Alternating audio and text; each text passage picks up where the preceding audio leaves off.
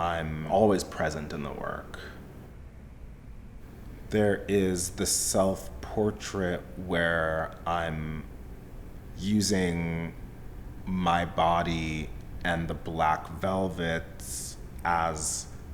material to make visible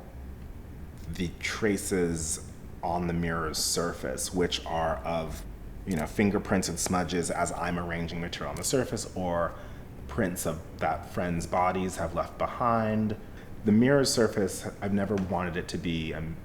something that disappears. I've never set out to make tricky images, but through close looking, all of the elements are present in its making.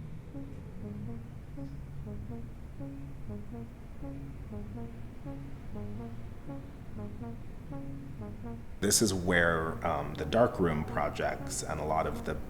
recent sort of self-portraits kind of jump off from, because I became interested in how all of this sort of latent traces on the mirror's surface could only be seen through blackness, through the black, through these dark browns, through the shadows. And so I began constructing this sort of dark cloths around the mirror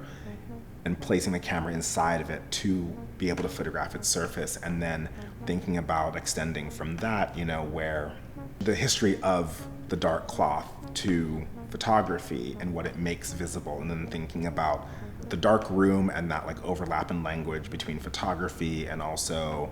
sexuality and social spaces.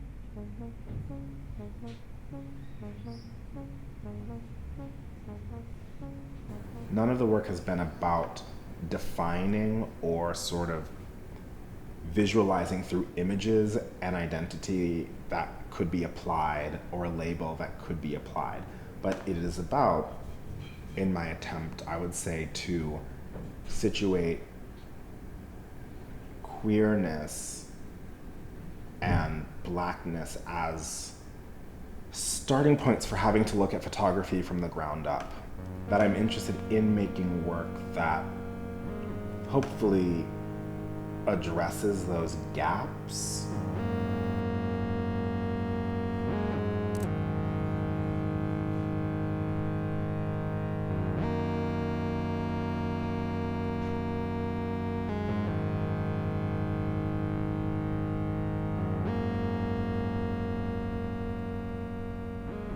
In order to make visible a lot of this latent indexical traces requires thinking about blackness, the material of within the studio construction or the body itself or the camera, that those fundamentals of the medium itself, the uses of the tools, the surfaces that make visibility or invisibility possible, that they cannot be separated from a black body, blackness as material, but also the ways in which that language of darkness, the dark room, the queer dark room, all kind of collapse together, can then hopefully make those subjects inseparable from photography itself.